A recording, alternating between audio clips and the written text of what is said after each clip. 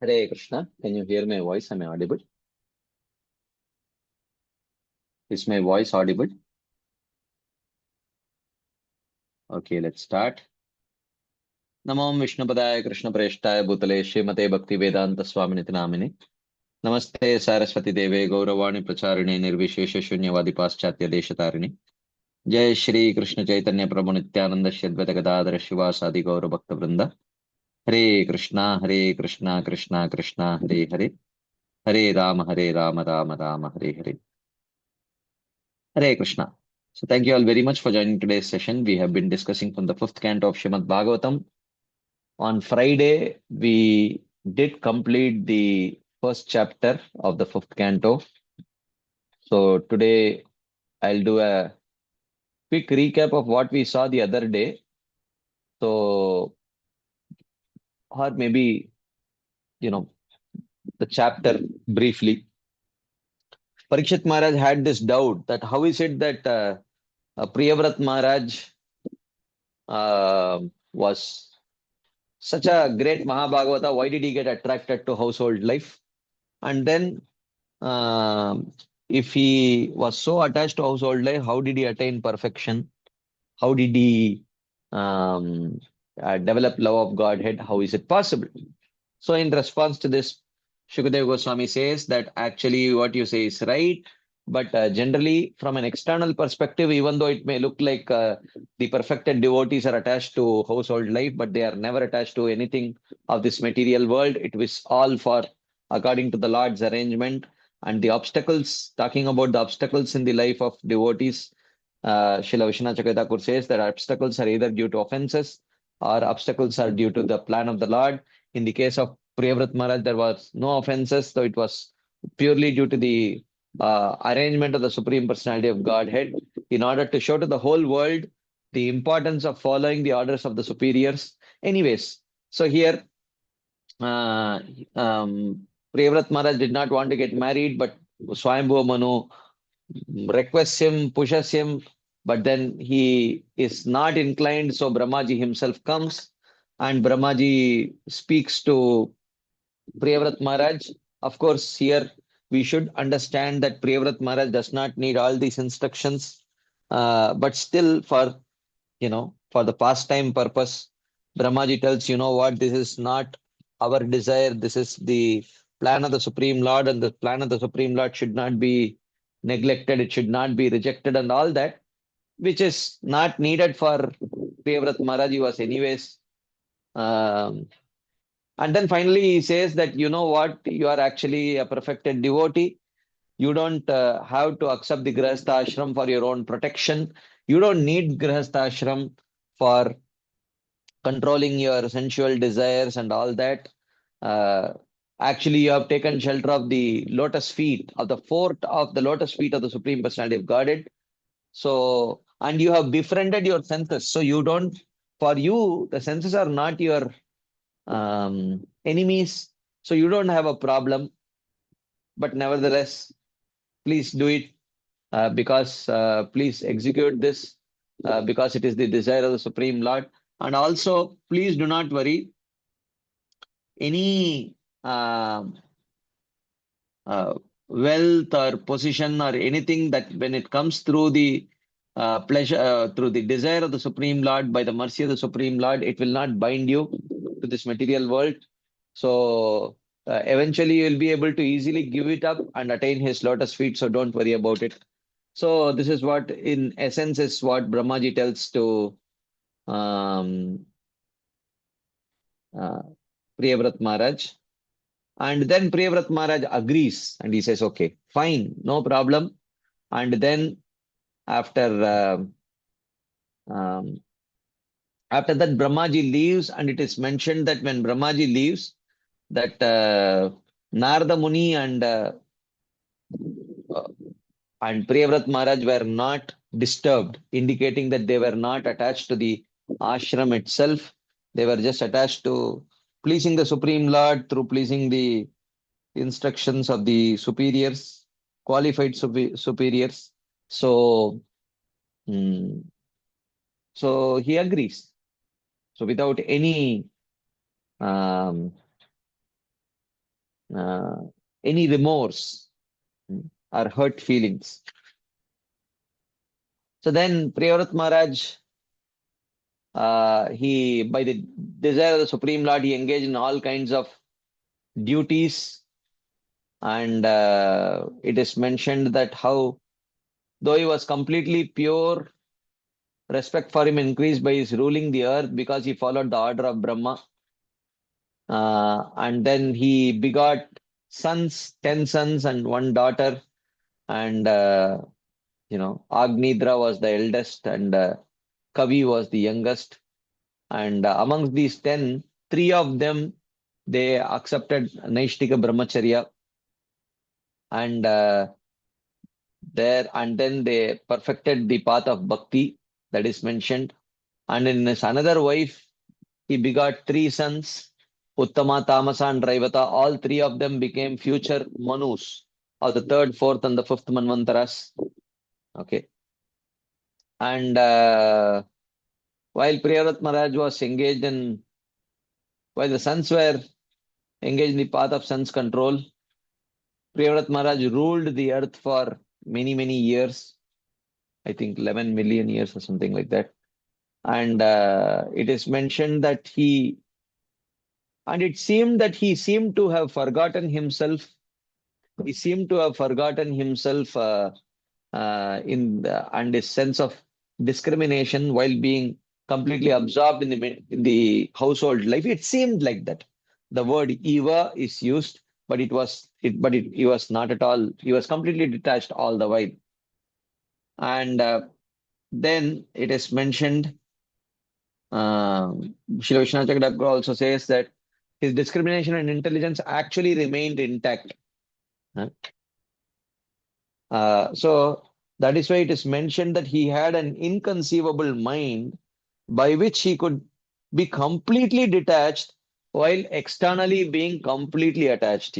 That is how it is mentioned. Then it is mentioned that he was not very happy with the day, with half of the duration of the day being bright and half the day being dark. So he took his chariot and he went around. He followed the sun, with 180 degrees behind. He followed the sun and he ensured that at least during his reign, it was daytime. Yeah, it was bright all the while, like that it is mentioned. And then uh, he had seven chariots through which he went around the Bhumandala, and he created seven troughs and seven islands. And the troughs, all these various different liquids like, salt water, sweet water, sugarcane juice, and the jambu fruit juice, and everything, it got filled. And, this whole, what exactly happened, this was described by Prem Gaurang Prabhu in his wonderful presentation. So, uh, anyways, and the islands are called as Jambudvip, Plakshadvip, Shalmalidvip, Kushadvip, Kraunchadvip, Shakadvip, and Pushkaradvip. Each island is twice as large as the one preceding it, and each is surrounded by an ocean on all the sides. And what are those seven oceans is mentioned: salt water, sugarcane juice, liquor, ghee, milk, yogurt, and drinking water. These are, and Priyavrat Maharaj distributed the sovereignty over the seven islands to his seven sons who had not taken up to Brahmacharya. Priyavrat then gave his daughter Urjaswati in marriage to Shukracharya, and Shukracharya in Urjaswati begot Devayani. And then we saw that Shukadeva Goswami says, actually, you should not be very surprised that Priyavrat Maharaj showed such kind of powers, because mm, when persons have come to the stage of restraining all their senses by the practice of bhakti, huh? uh, by the practice of bhakti, one can, such power should not be surprising, as even an outcast becomes immediately free of bondage of karma by chanting the Lord's name even once. And we saw three understandings of this statement. The first understanding is that by chanting the holy name, if one immediately has to overcome the karma vasanas also, then for such a thing to happen, the the chanter should have no history of offenses. If there is no history of offenses, then one chanting of the holy name immediately takes them to the stage of bhava, where one completely escapes even all the karma vasanas. Duruha adbhuta viryasmin shraddha durestu panchake yatra swalpapi sambandha shaddiyam bhava janmani, as Srila Rupa Goswami says. And or if you take karma to mean the if you take karma to mean karma phala, the fruits of karma, the prarabdha, aprarabdha karma, like that, then for that chanting of the holy name should be with pure faith. Anyabhilashita shunyam jnana karma dhyanavritam anukulyena krishnanushilanam bhaktiruttama. It could be even komala shraddha, very weak faith, but that weak faith must be pure faith. So with that chanting, even once one escapes the influence of karma, because that person's life is taken over by Krishna completely.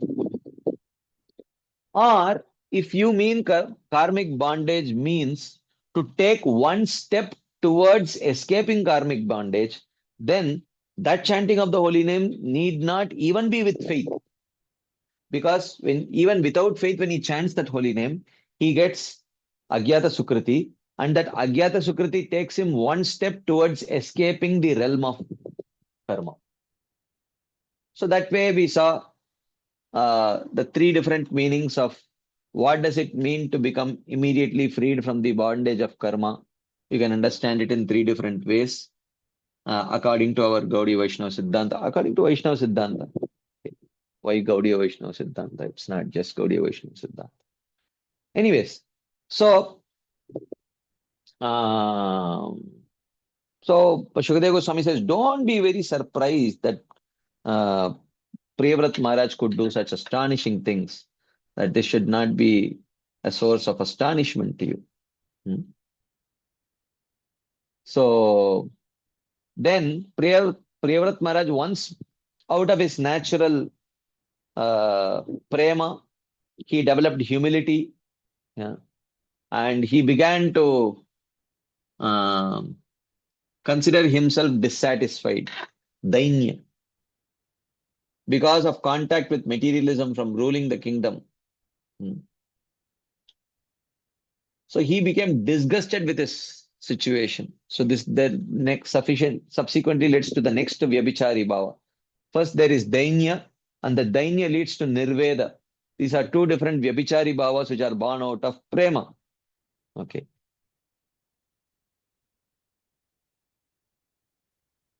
So he laments, I have acted badly since I have been completely absorbed with my senses in the blind well of disturbing sense objects caused by ignorance. Enough, enough. How unfortunate I am, like a dancing monkey for my wife. In this way, he criticized himself. But of course, we should understand that these are all natural symptoms of a person at the stage of prema. Time and again, these come out in the form of these kind of vyabhichari bhavas. One should not literally take them unless one understands the rasa tattva. So then by regaining his discrimination, okay, this is the third vyabhichari bhava, which is called as bodha, which is also another of the vyabhichari bhavas. Through the mercy of the Lord, he divided the earth amongst his obedient sons as their inheritance. and gave up his wealth and power along with his queen, as if it were all a dead body. And he completely detached, being completely detached, realizing the pastimes of the Lord in his heart, he again followed the path instructed by Narada. And the following verses praise Priyavrat Maharaj. He says, who could perform the actions of Priyavrat except the Supreme Lord himself? By the rim of his chariot wheel, he made 7 oceans and destroyed the darkness of night. And he arranged the situation of the earth for the welfare of the people, so that there were divisions and border for each continent by the means of rivers, mountains, and forests. You know, there could be rivers, mountains, and forests by which different continents could be divided. All that was orchestrated by um, Priyavrat Maharaj. All of that was orchestrated by Priyavrat Maharaj. So therefore, he is glorified. So a follower dear to the Lord, he considered the wealth of the lower planets, heaven and earth, obtained by karma and yoga to be equal to health. So whatever was obtained not by bhakti, he considered that to be equal to health, not very worthy, not very useful. Okay, that was the level of detachment of Priyavrat Maharaj. So this is where we ended our discussion on Friday. We are going to start a new chapter, and it is not going to be about Priyavrat Maharaj. It is going to be about Priyavrat Maharaj's son, Agnidra. So therefore, there is going to be at least a complete change of chapter, a complete change of theme, a complete change of personality. You know, Agnidra is a very different personality in comparison to Priyavrat Maharaj. So I thought we will we will make a slight change here, because once we move on, I don't wish to come back to take questions on Priyavrat Maharaj. So if there are any quick discussion points, comments, questions based on the first chapter, if something is unanswered, undiscussed, uh, we can take it right now, and then we will start with the second chapter, and then we will move on. So any quick discussion points, comments, questions based on the first chapter, whatever we have discussed till now in the fifth canto, we can take it right now. Yes, Sita Komal Mataj.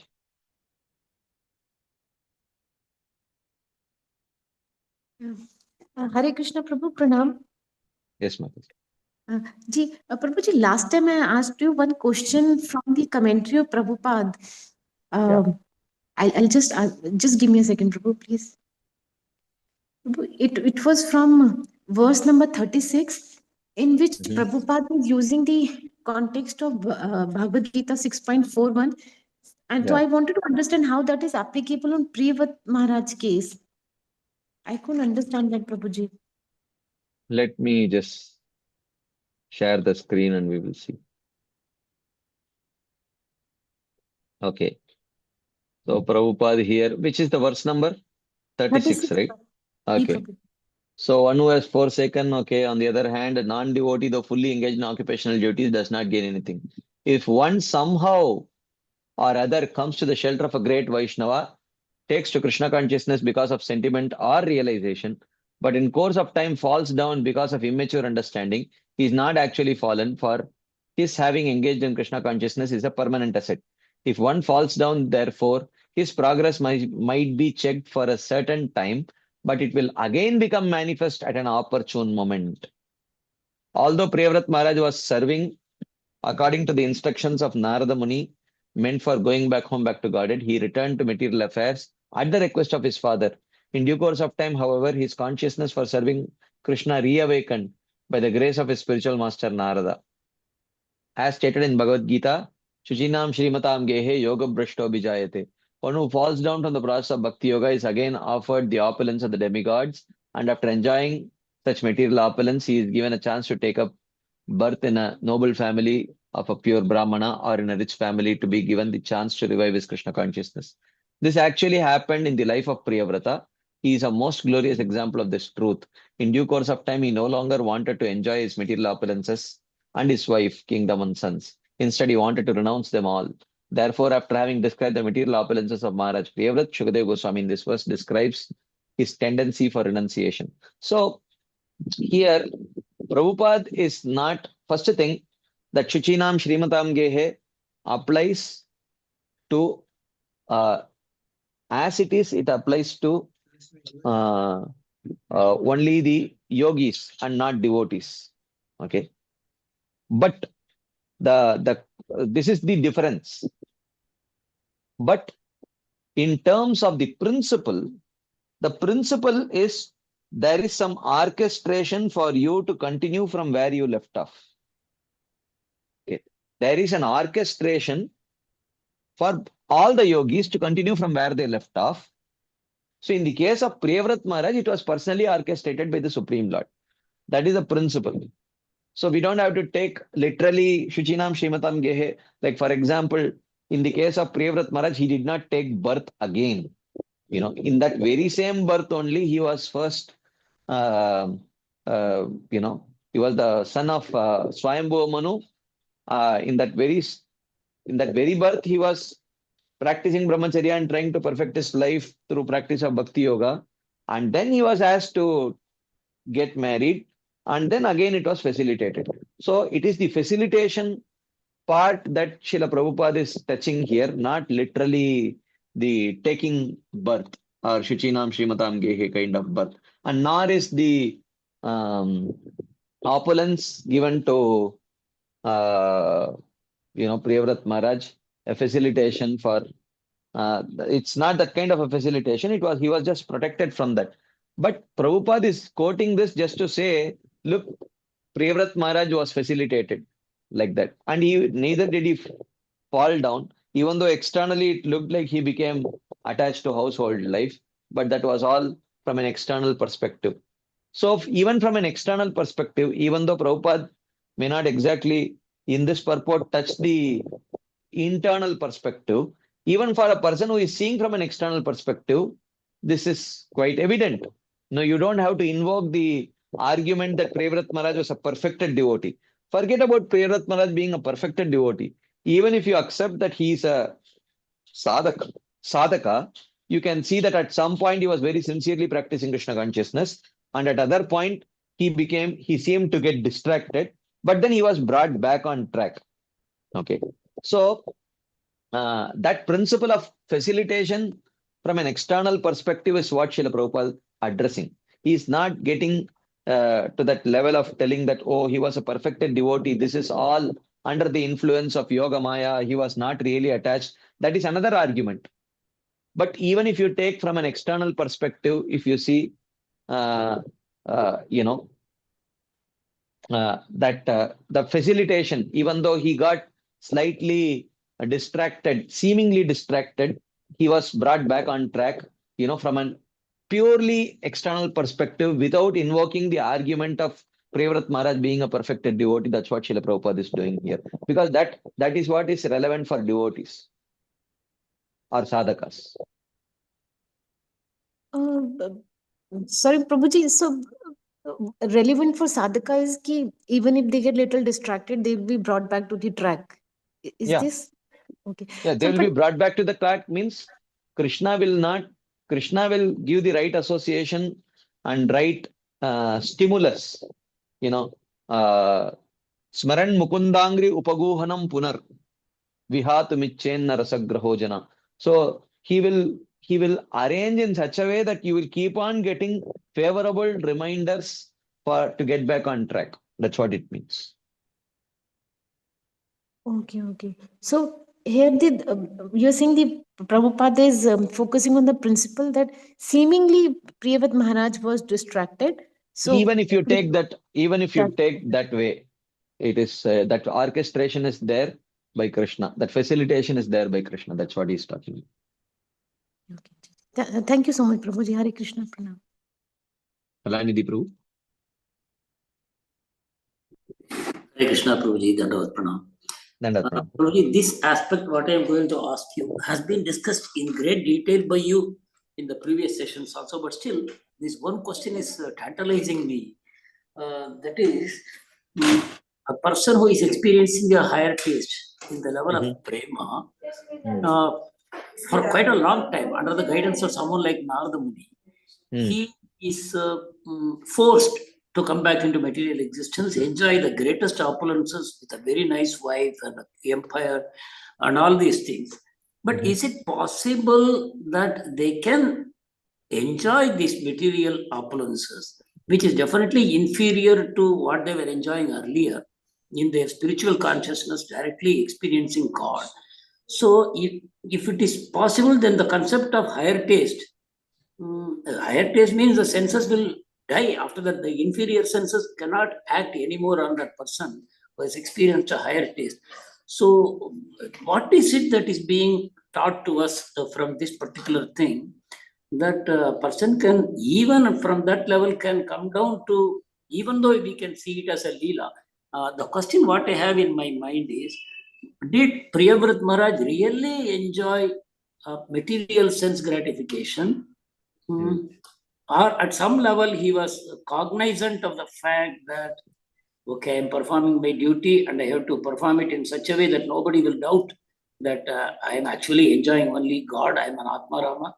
But for the external world, for Loka Sangraha, I have to appear as though I'm enjoying material opulences, something like that. That's one question which I am not able to reconcile within myself. That this material happiness that Priyavrat Maharaj is enjoying, is it actually material happiness or spiritual happiness? Okay, very good point. First thing, the first thing that Brahmaji clarified was, you are going to get this opulence as a mercy of the Supreme Lord, Bhagavat Prasad. Okay, so the whole perception changes. Okay, how he perceives this thing changes. Okay, so when that activity, so was he enjoying? Here, there are two perspectives presented. One is, if you see it actually as the mercy of the Supreme Lord, you can honor it like we honor prasadam.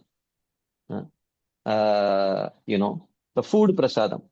The second perspective that is given in the purport of Srila Vishwanath Chakravarti Thakur, he says, he had an inconceivable mind. That is the clue that is given there. So what is the meaning of inconceivable mind? Srila Vishwanath Chakravarti Thakur says that he was simultaneously attached and detached. So attached to perfectly executing the plan of the Lord while internally being detached. That is the understanding. So there was attachment. It's not that he was executing any of these activities of taking care of his wife, taking care of the kingdom. It was all done with attachment. But the attachment was not to that, but the attachment was to execute the plan of the Lord. So therefore, while being detached from enjoying it for oneself, but it seemed like he was doing it with great attachment to his wife, because great attachment was clearly seen. If someone had a attachment meter, some kind of a barometer for detecting the degree of attachment, 100%. It was 100%. But that attachment was not for his wife, but the attachment was to perfectly execute the plan of the Lord. That was coming. No, my question is, was he conscious of it all the time, that I am doing it for the pleasure of the Lord? The Lord has given me some material opulences and he will be happy if I enjoy it. Was it that kind of a consciousness? Yeah, I mean, definitely devotees at that level who are, devotees at the stage of prema are of two types. So one are those from whom no loka sangraha is expected. Yeah. Okay.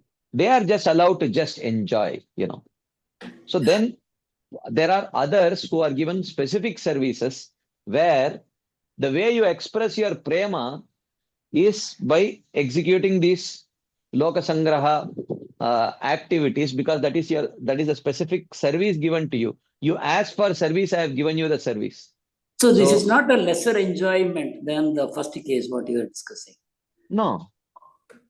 This enjoyment apparently a material kind of enjoyment, which he is doing for Loka Sangraha purpose.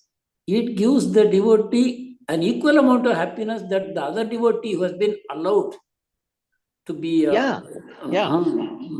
You do see all these kinds of people, whether it is Parikshit Maharaj, the Pandavas, all of them. It's not just Priyavrat Maharaj. It's they also perfectly took care of the and interesting. We are talking about the example of Parikshit Maharaj, and Parikshit Maharaj himself gets this doubt. How is it possible? How is it possible? His own life is an example. His own life is an example. But again, he is under Yoga Maya. He has to ask these questions. Okay. So, I mean, whatever explanation Shukadeva Goswami gave to Parikshit Maharaj is equally applicable to Parikshit Maharaj himself. Yes.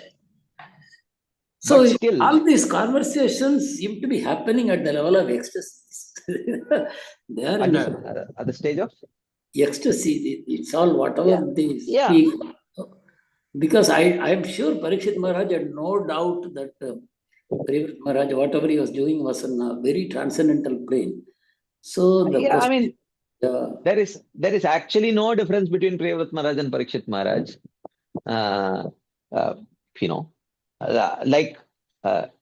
But still, this is the greatness of those at the stage of prema, that they will see in others what they can't see in themselves. It is there in themselves, but they can't see. They seem to be, what do you call that? Hypermetropia. They can't see something which is very close. They can see things which are far away. In others, they will be able to see. Even when it is not there, they will be able to see. But in themselves, it is there, but they can't see.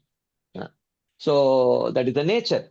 You see in Ambarish Maharaj also, it is mentioned, Savai Manak Krishna Padara Vindayor Vachamsi Vaikunta Gunano Varnane, in that series of verses. He says, Kamam cha dasye natu kama kamyaya yatottama shloka janashraya ratihi. It is mentioned. That he was doing all these things, engaging all these senses in the service of Krishna, so that he could one day get the same kind of rati that has taken shelter of the Uttama Shloka Jana, the great devotees. But interestingly, he was actually engaging all those senses in the service of Krishna due to that rati. But he was thinking, one day I will get that rati, for that I am engaging like that he was doing. So that is the nature. So Shukadeva Goswami could have told, why you are asking this question, isn't that what you yourself are doing, So, and Parikshit Maharaj, how is it possible to get attracted, attached, and be like, you are doing the same thing, you are taking care of your wife, you are taking care of this thing, and your son, Janamejaya, is there. How did he grow up without your nourishment and all that? But still, now how is this whole earth being protected without your personal interference?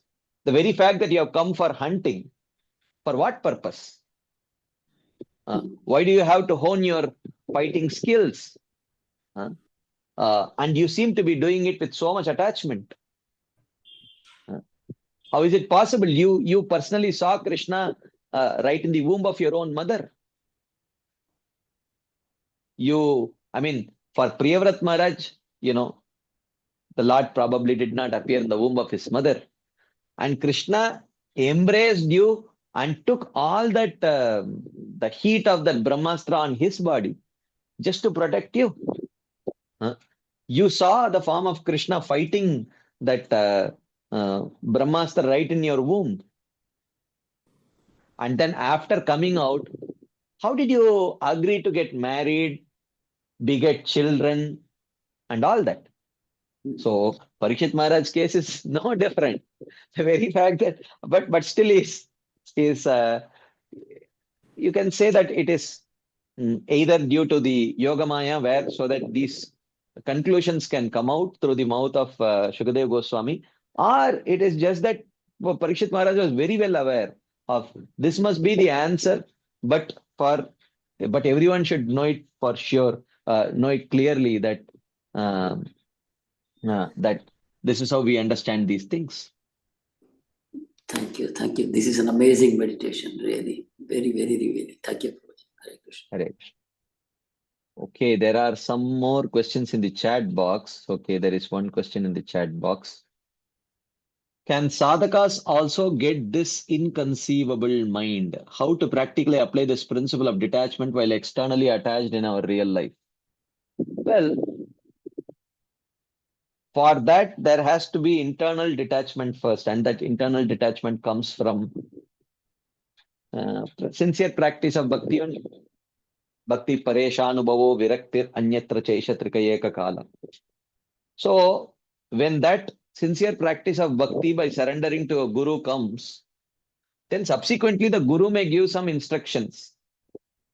Okay, go and get married now. Go and get married now. And start working now. So then one will be able to do that. So, I mean, the inconceivable mind, all devotees have that inconceivable mind to some degree. But the more one matures in devotional service, they'll be able to engage in, you can say like certain kinds of secondary devotional activities with great attachment, seemingly great attachment, but the attachment is to execute the orders of the spiritual master, and the attachment is not to that activity itself, while internally they are detached. That is possible. Yes, Radha Pramod Prabhu. Yeah, same thing, bro. Actually, there will not be much. There is some higher taste that is always coming to that person. So even though he is doing some material activity and he may be putting his heart and very consciously doing, but still back of the mind there is another taste which is longing for him. Yeah. Like you may be doing some material activity and full responsibility, and you may sometime even like also doing that material activity, but there is some other taste which is pulling us, which we are longing. Like when Parikshit Maharaj, he was doing everything so nicely, so perfect. When time came, okay, only 7 days, immediately he said, okay, now now I have to cut everything, and just he took shelter of the higher taste, which is always for him, that prema part. So for a Yeah. devotee, this is Because this is the attachment was not for ruling, the attachment yeah. was for executing the plan of the Lord. Now the plan changed, so he seemed to be he seemed to move on seamlessly. So you Yeah. may wonder, yeah, how could you move on so seamlessly? You were till now doing it with great attachment. Yeah, I was doing it with great attachment, but the attachment was not for the activity, but the attachment was for executing the plan of the Lord. Now the plan of the Lord changed, so I changed. That's it. Like that. Yeah, even now also, like we also can see sometimes some of the things which we are supposed to do, some responsibility will be there, and we may be doing nicely, but we may not be attached to it. We are Yeah. doing it properly, but our taste is somewhere else. There is no taste in that activity, but still Yeah. we do it because we are supposed to do that. So that is where Yeah. the difference is. Like everybody did, all the acharyas, they are who came to this appeared in this material world. They all were doing some responsibilities, Yeah. but they are not getting the taste. Yeah. Yeah. Correct. Correct. Yes. Thank you, Prabhu. Yes. Shyam Sundaranand Prabhu.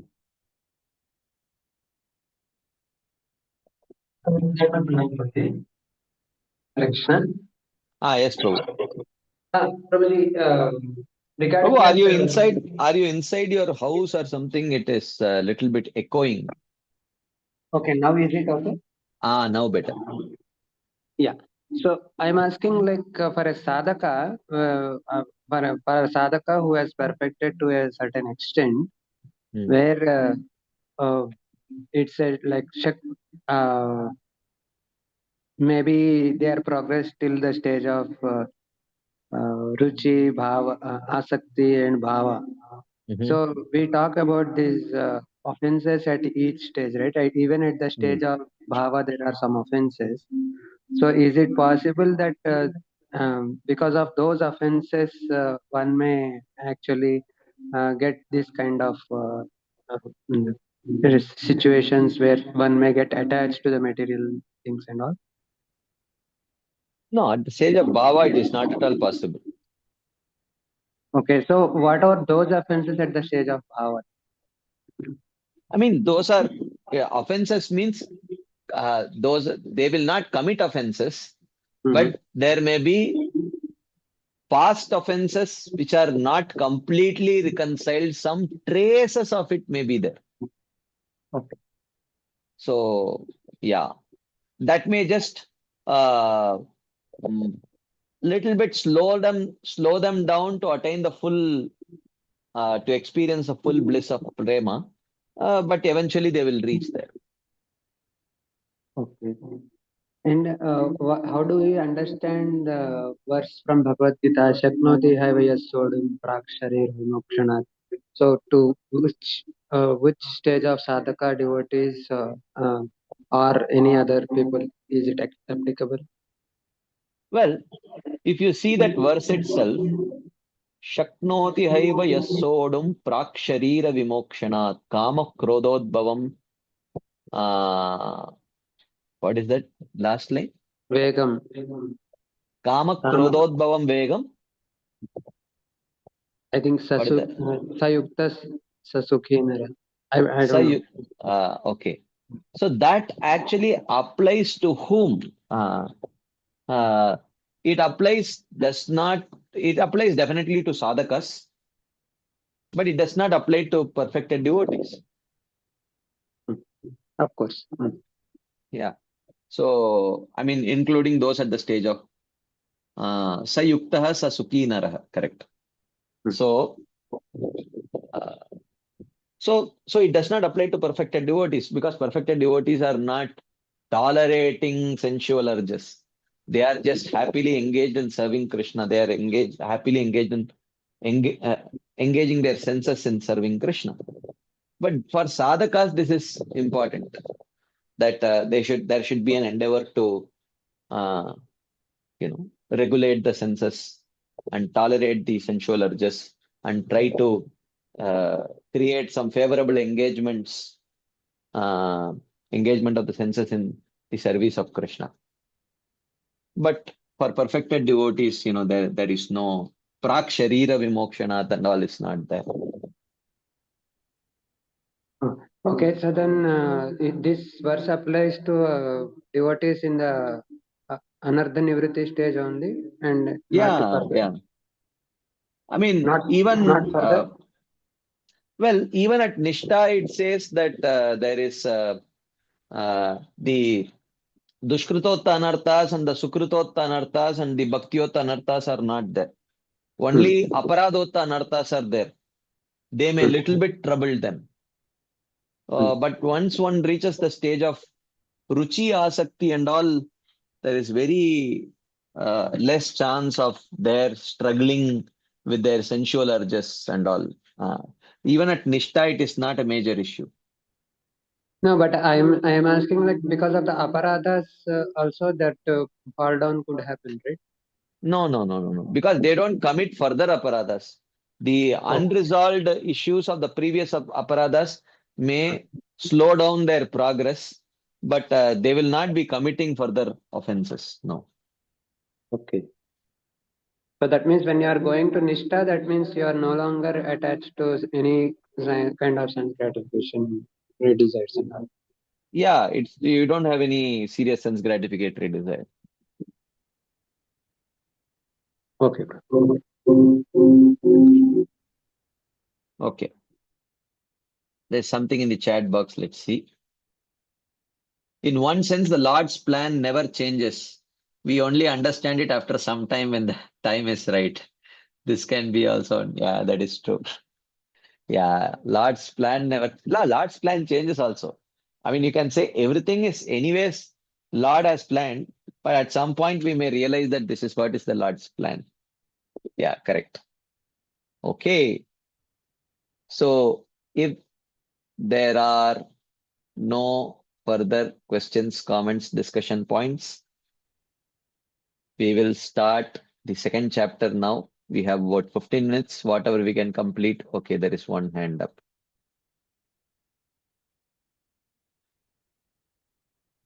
Two hands up. Okay. Everyone, I think they want some time to reflect on their questions. Okay. Anyways, Deepa Mataji. Hare Krishna, Prabhuji, kind of Pranam. Dhanatma. Prabhuji, my question is here, Priyabrat Maharaj clearly got instructions from Brahma and his spiritual master Narada. And he was told that this is what you need to do. In our lives, it's not possible that every time we won't have definitely the chance of our spiritual master appearing and giving us personal instructions this Yeah. way. So how do we reconcile that whatever is happening in our life? Because once we have taken to Krishna consciousness, I believe everything is now handed over to Krishna. Whatever happens in our life is will of Krishna. Then how do Yeah. we take? So do Yeah, we but reconcile it that way that whatever is happening in our life right now, if we have to engage in our material responsibilities, we just do it as a duty. And like, how do we reconcile this whole thing? Because every time we won't have somebody to directly tell us, and we might be thinking that this is the will of Lord, or is it my self yeah, gratification? it is always the will of Lord, but that does not mean uh, uh, if someone, if by mistake Amazon delivers a wrong package of a bottle of liquor to our house, is it by the will of the Lord? Yeah, quite possible. Yeah, but that does not mean he wants you to drink it. Uh, so the orchestration of the situation itself is Krishna's plan, but response is ours. And we may not be, um, sometimes we may not be qualified to make a decision on is this the right way to respond to this plan of Krishna. For that, we may have to take guidance. So, and all kinds of guidance need not come directly from our Diksha Guru. From other senior devotees, we can always take guidance. Okay, this is the situation that I am put in. What should I do? Uh, how do I respond to this situation?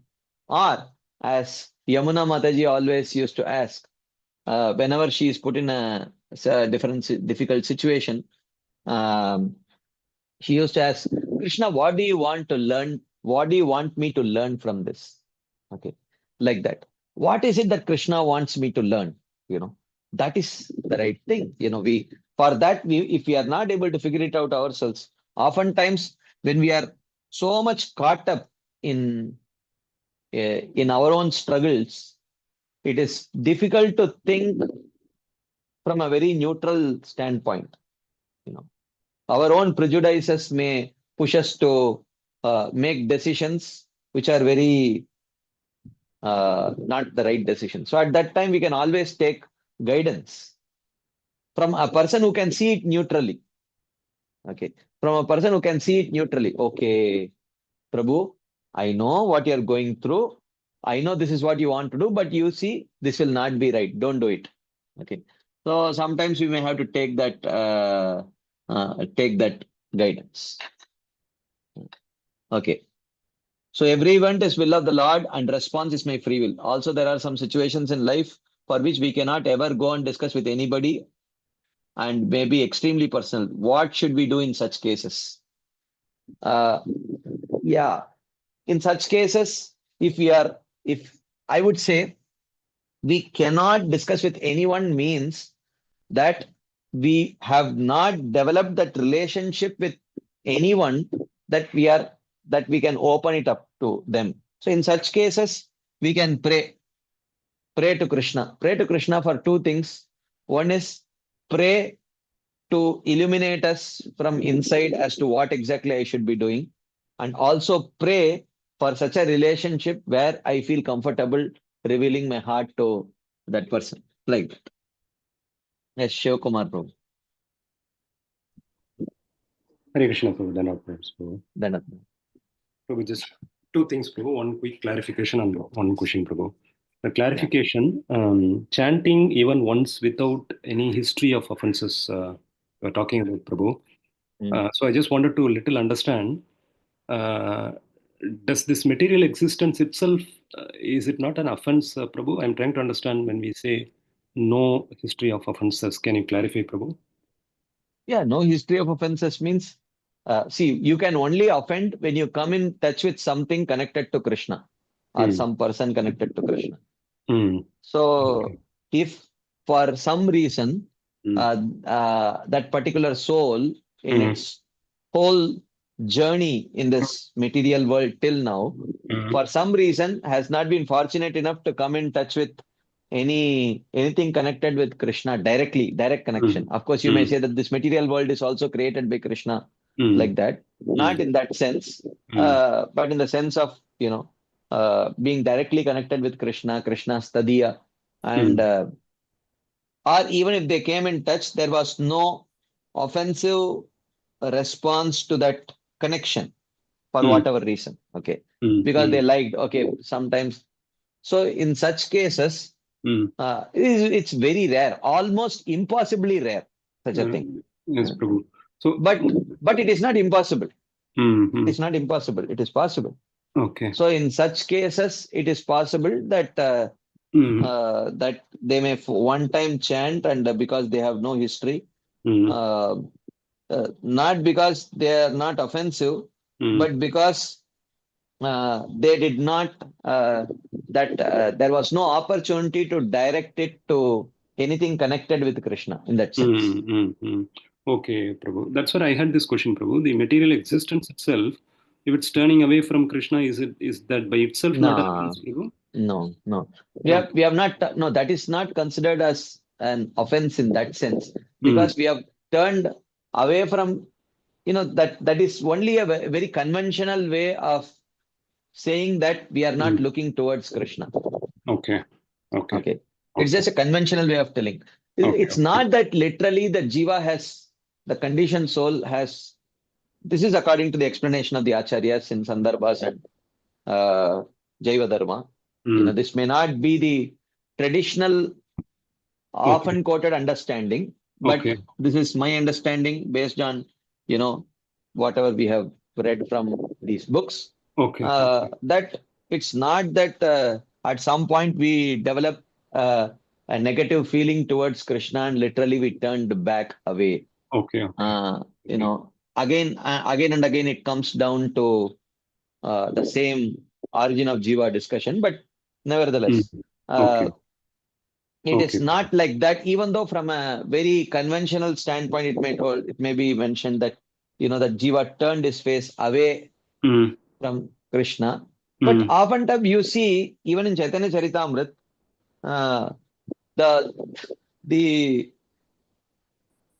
these terminologies are used. It says Krishna Buliya say jeev boga vancha kare. Krishna Buliya means he forgot Krishna.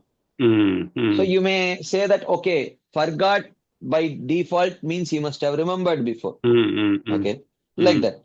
But the same Chaitanya Charitamrita says, calls the jiva as anadi bahirmukh.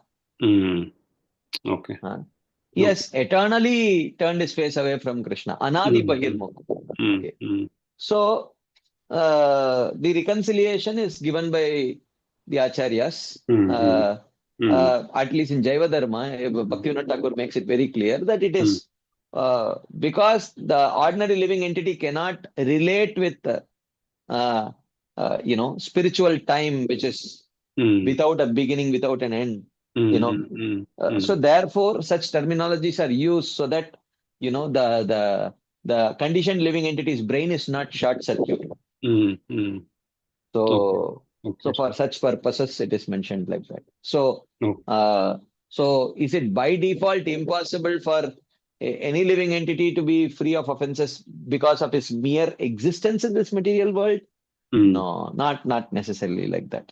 Okay, Prabhu. Okay, thanks, Prabhu. So, Prabhu, another question, Prabhu, connected to today's discussion and past few days. Now, the view of perfected devotees being detached in material affairs while they are still attached to Krishna internally.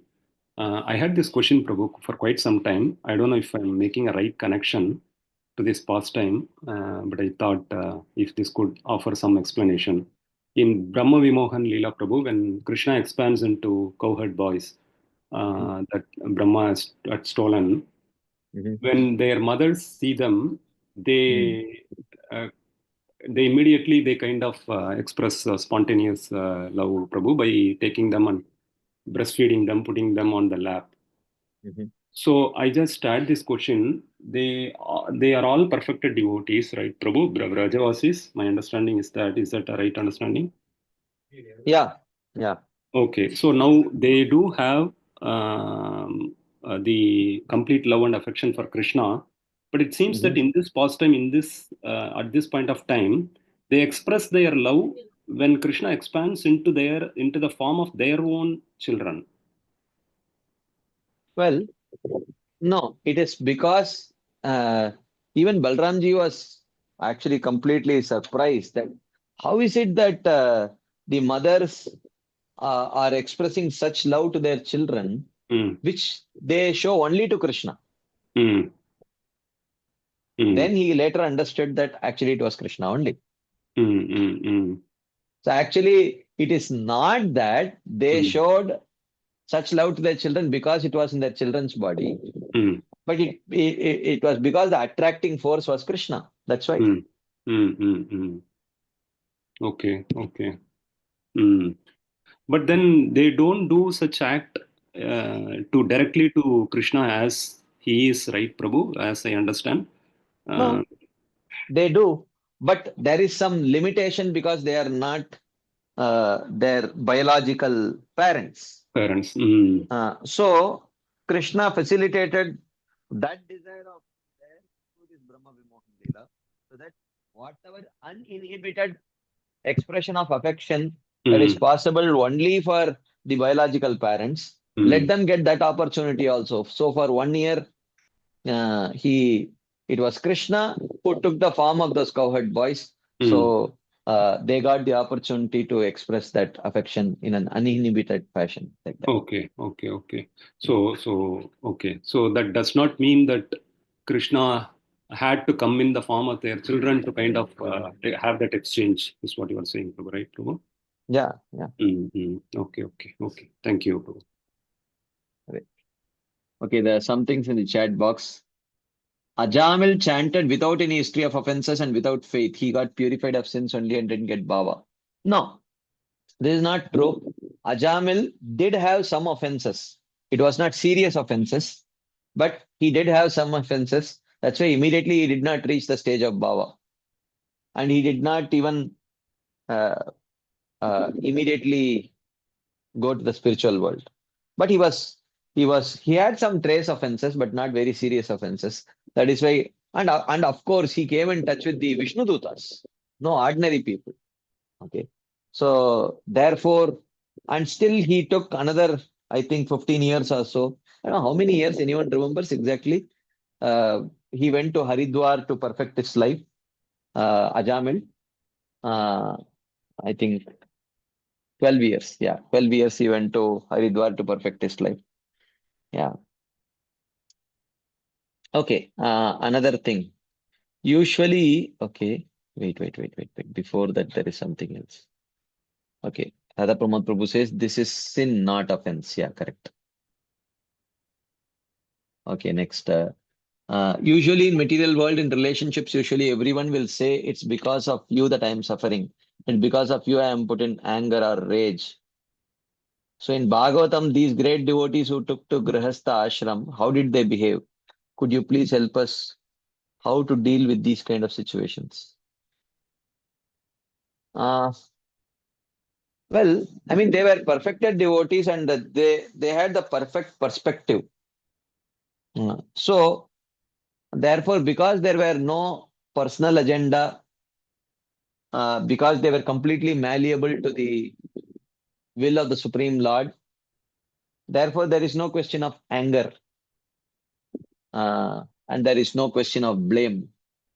There is no question of blame game, because they were malleable to the desire of the Supreme Lord. Okay, this is the plan of the Supreme Lord. I am executing it. I am happy just executing the plan of the Lord, like that.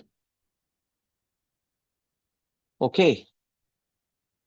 So, if there are no further discussion points, let us move on to the second chapter of the fifth canto. This is about King Agnidra and his sons. We have another half an hour. Let's see how far we can go. Today, okay, let us see. If there is a need, we will open up for some discussion towards the end. If there is no need, then maybe I will move on. Let's see. So Shukadeva Goswami continues. एवं पितरि संप्रवृत्ते तद अनुशासने वर्तमान आग्निद्रो जम्बुद्वीप ओकसः प्रजा औरस्वद धर्म आवेक्षमानः पर्यगोपायत. Okay.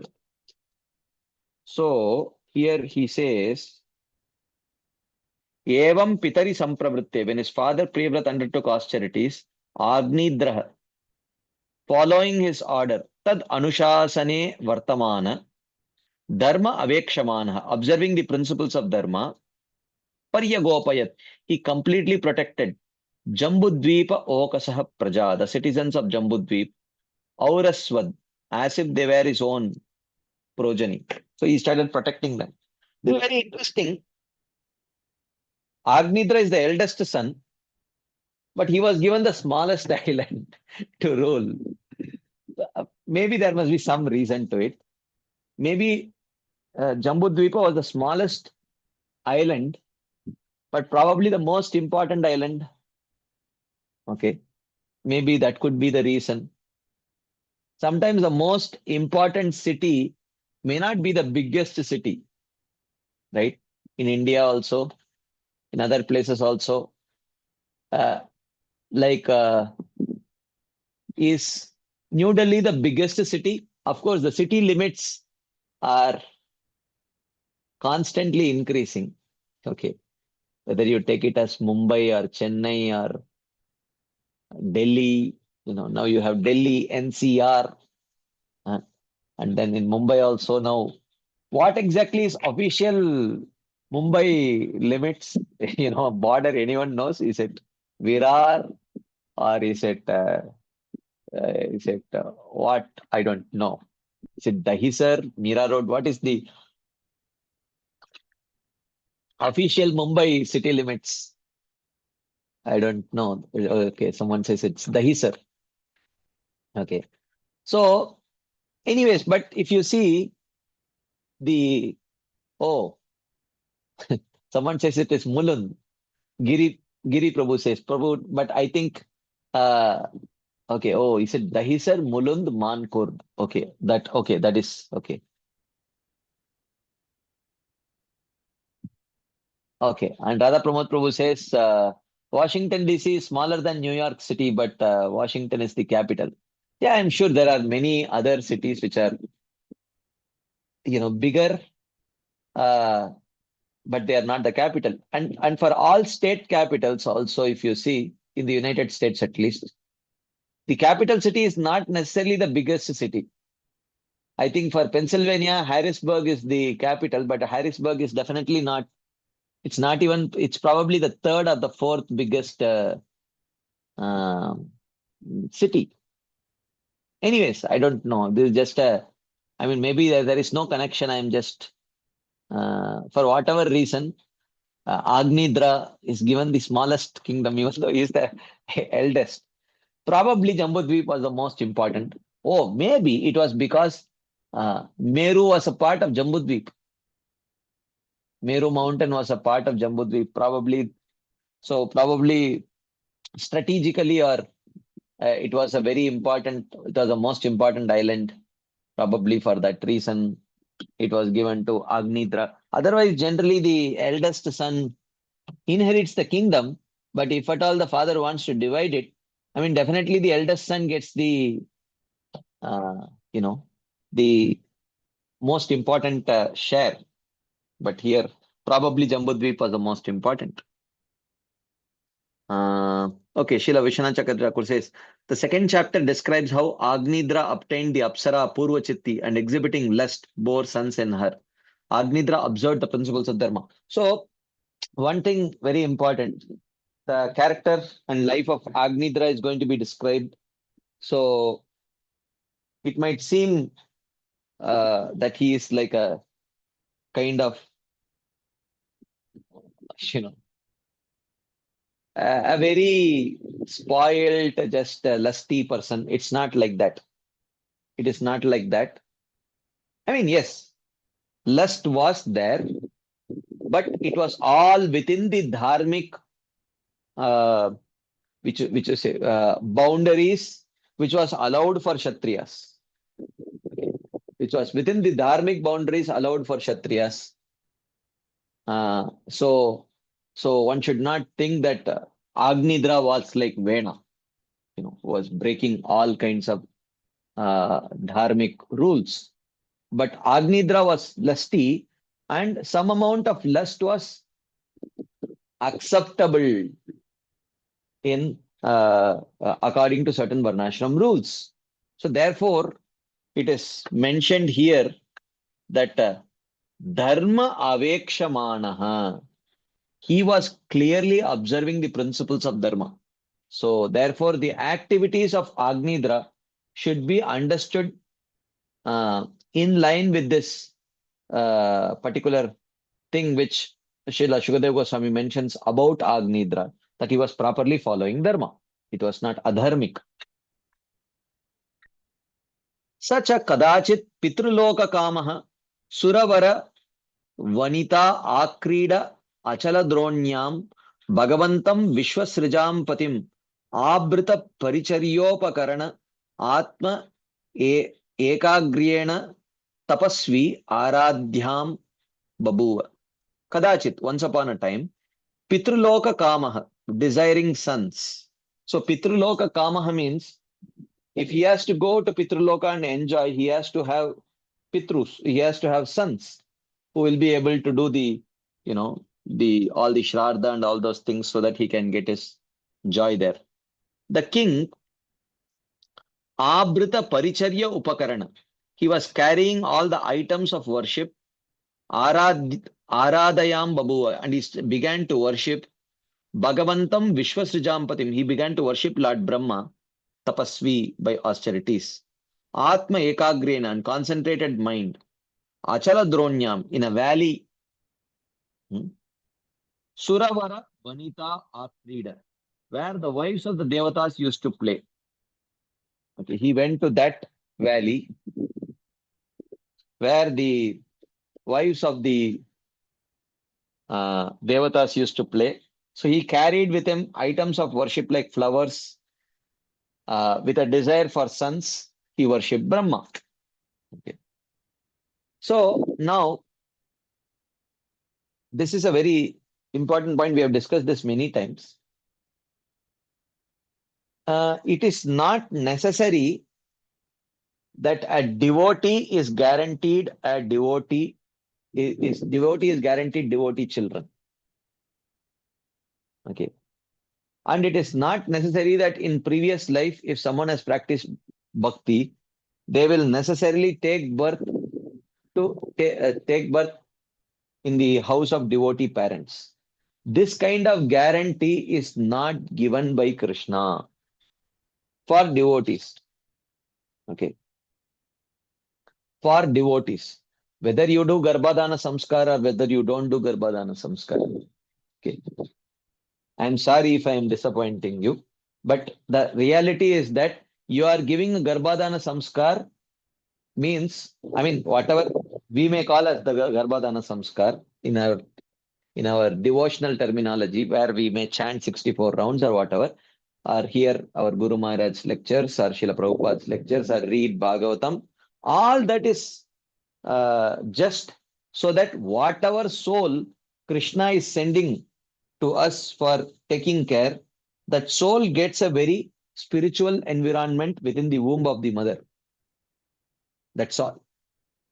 Now, that soul can be a devotee, need not necessarily be a devotee. Okay. So, that guarantee is not there. Facilitation for a devotee is there. Okay. If you have already practiced Krishna consciousness in your previous life, in your next life, Krishna says, I will facilitate. Neha Vikramana Shosti Pratyavayo na Vidyate. Swalpamapyasya dharmasya trayate mahato bhayat. So that facilitation is guaranteed, but whether he will facilitate through birth or not, that guarantee Krishna does not give for devotees. So whatever Bhagavad Gita says, Shuchinam Srimatam Gehe, that kind of facilitation is promised only for the yogis, not for devotees. Even though Srila Prabhupada may say in the purport, but again, the Prabhupada's purport should also be understood in the sense of facilitation. But that facilitation is not guaranteed to come in the form of devotees, because you do see very strongly attached devotee children taking birth in to non-devotee parents, and you do see very powerfully practicing devotee parents getting non-devotee children. You do see that.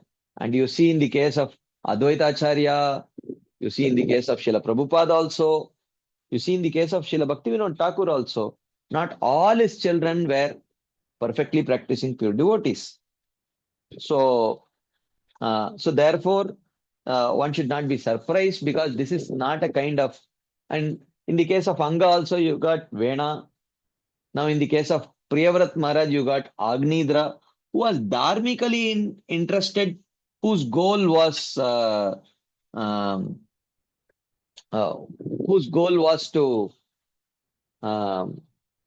actually go to Pitraloka. And his father, Priyavrat Maharaj, was a Mahabhagavat devotee. You see here, stark difference. So, yeah. So therefore, this is not necessarily a guarantee, at least for the devotees, whether for devotee parents or devotee children. So therefore, unless someone is very particular, I want only devotee child and not a non-devotee child. And if they sincerely pray to Krishna, okay, then still, if Krishna thinks that it is favorable for their Krishna consciousness, he may give. Still, there is no guarantee, right? Still, there is no guarantee, because the goal of life is not to beget Krishna conscious children. The goal of life is to perfect our Krishna consciousness. Okay. If Krishna thinks that it is better that you will, it may happen that that particular devotee was very insensitive towards non-devotees, not really understanding. And Krishna may think, I will give you a non-devotee child. By that, you will learn sensitivity towards those who have not yet taken up to Krishna consciousness. Okay. Krishna may do that. Or sometimes Krishna may choose to respond to the prayer and give a devotee child also. So there is no guarantee, because the ultimate desire that we have expressed to Krishna is, Krishna, I want to develop Krishna prema. I want to come and serve you in your abode. So if we have expressed that desire, then the subsequent desires, we have to leave it to Krishna. Whether if Krishna thinks that you are accomplishing that can come through your begetting a Krishna conscious child, or you are begetting a non-Krishna conscious child, or you're not begetting any child, that is Krishna's will. That is Krishna's will. Okay. Anyways, so here is Agnidra, who is actually okay, there is something in the. Okay, should I take it now? Yeah, better I take it now. Okay. Okay, one Prabhupada says in that purport of 6.41 that one who practices for a long time takes birth in a devotee family. Now, I would say that this can refer to a devotee family can mean, I know I'm putting words in Prabhupada's mouth, I should not be doing that. This is a more generic statement than a compulsory, definite, 100% guaranteed statement. Or the devotee family can also come in the form of a greater God family later in his life. So he may get a devotee's family right from his birth in the form of his biological family, or he may get a devotee family later in the form of a God family. But there is not necessarily 100% guarantee. We know this, that it may not necessarily happen right from the birth. Srila Prabhupada further it says 3:20:28 Srila Prabhupada's purport, he says, it follows that any father, mother should also be careful while begetting children. The mental condition of a child depends on the mental status of the parents at the time he is conceived.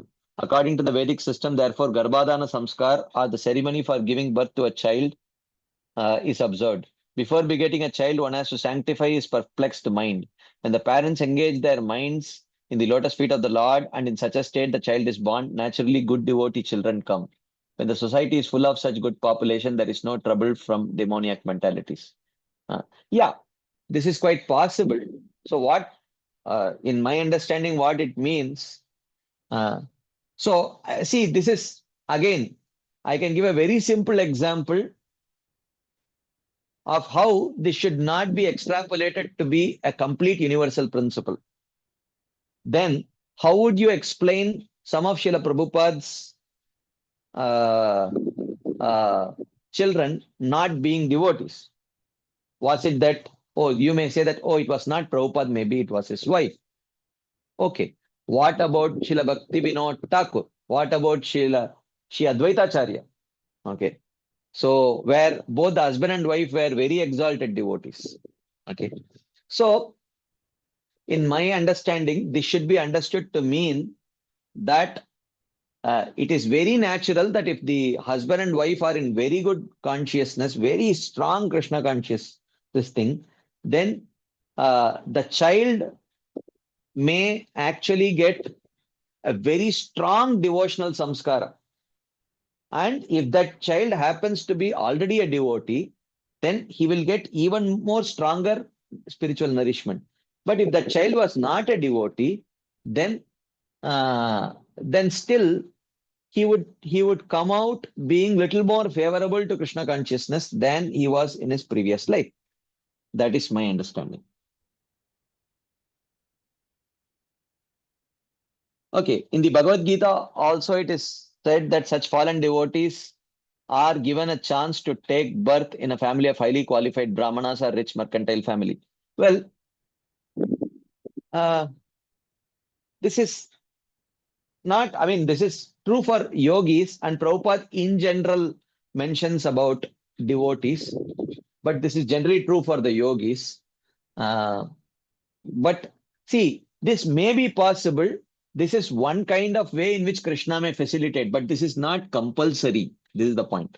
So there is it's Krishna, this may be one of the ways in which Krishna facilitates, but this is not the only way that Krishna facilitates. Krishna may choose not to facilitate through this way also.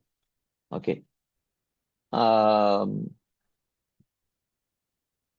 devotee in such a position is not as fortunate as one who is chastised by the Lord and put into a position seemingly of helplessness. The devotee who becomes helpless by the will of the Lord is more fortunate than those who are born in good families. The fallen devotees born in good families may forget the lotus feet of the Lord because they are less fortunate.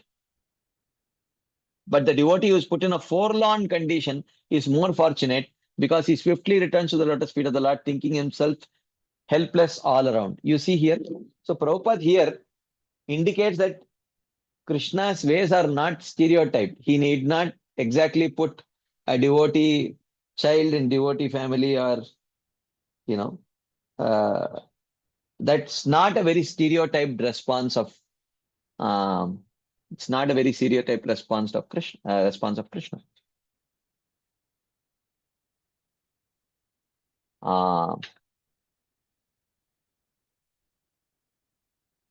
Okay, this helps us in being responsible when taking the responsibility. And the other explanation helps us to deal with challenges and help ourselves and the child. Okay, anyways, this was just a small point which I wanted to just touch, talking about Agnidra. Let's see, maybe one or two more verses if we can see, complete. Tad upalabhya Bhagavan Adi Purushaha Sadasi Gayantim Purvachittim Nama Apsarasam Abhiyapayamasa. Understanding King Agnidra's desire, the first created being of the universe, Lord Brahma, sent him a singer of his assembly named Purvachitti. So understand, because he worshipped Brahmaji, Brahmaji understood, okay, this is his desire. I might as well send. Okay. I might as well send a Apsara from my assembly.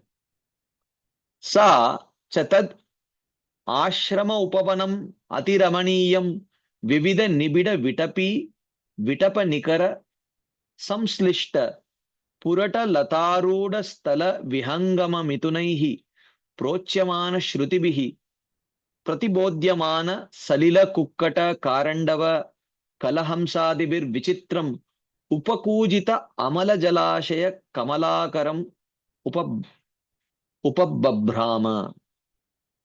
The Apsara began wandering about the exquisite garden of the hermitage, which had a lake of pure water full of lotuses, which resounded with the various cries of water hens, karandavas, and swans. Um,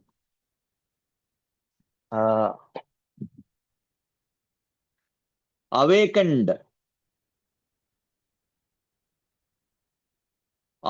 by the notes of couples of land birds perched on golden creepers which embraced various trees having dense foliage. So the beauty of where he was performing the tapasya is described here.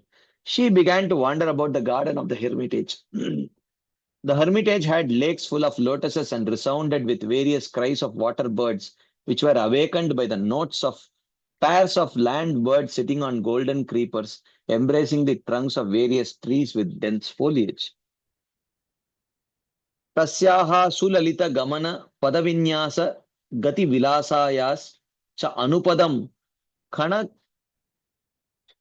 khanakanyamana ruchira charana abharanas swanam upakarnya Naradeva Kumaraha Samadhi Yogena Milita Nayana Nalina Mukula Yugalam Ishad Vikachaya Vechashta.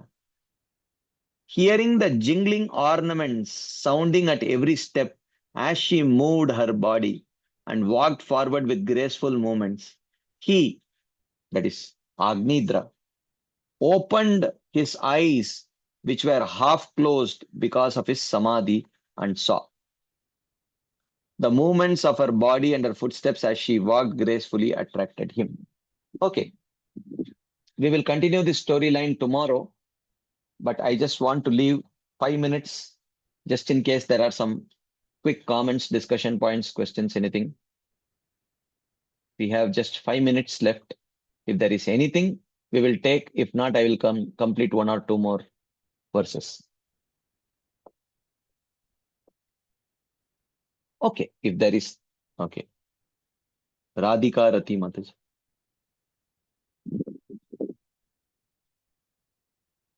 Hare Krishna, Prabhuji. Dandavat Pranam. Dandavat Pranam. Prabhuji, a sadhaka who has not yet crossed the anartha nivritti stage, and in next life, will he immediately get an opportunity to continue his sadhana, or it might take many lifetimes? No, in that lifetime he will get, but whether in that lifetime, right from birth he will get or not is not guaranteed, but in that lifetime he will get. Okay. And those sadhakas who have already crossed anartha nivritti stage, what would be his... Same principle is same. So in the immediate next birth itself, they will get an opportunity. Yeah, next birth only they will, immediately they will, in that birth, at some point they will get that opportunity, may not necessarily be immediately. Okay. Okay, Prabhuji. Thank you. Okay. If there is nothing else, we still have 4 minutes. Maybe one more verse I will try to complete. Tam eva avidure madhukarim iva sumanasa upajghrantim dvija manuja mano nayana ahlada dugair gati vihara vrida vinayavaloka suswarakshara suswara akshara avayavair manasi nrinam कुसुमायुधस्य विदधतीं विवरं निजमुख विगलित अमृतासव सहस भाषान्मोद मदान्द मधुकर निकर उपरोधेन द्रुतपद विन्यासेन वल्गुस्पन्दन स्तन कलश cover भार रशनीं देवीं तद अवलोकनेन विवृतावसरस्य भगवतो मकरध्वजस्य वशम् उपनीतो जडवद् इति होवाच. My God, long verse. As she smelled various flowers like a bee, she gave an entrance of Cupid into men's minds by her limbs, her soft words, her glance, humility, shyness, and playful movements, which gave joy to the eyes of men and devatas. Her belt, braids, and pot-like breasts moved about as she walked quickly in fear of swarms of bees, which were intoxicated by the fragrance which flowed from her mouth, like nectar when she suddenly spoke with a laugh. So, the beauty of Purvachitti is described here. Becoming bewildered on seeing her, he speaks the next 10 verses. So, these next 10 verses are spoken by actually Agnidra. He appeared to be stunned, but this was imitation, showing his skillfulness. He was not really stunned.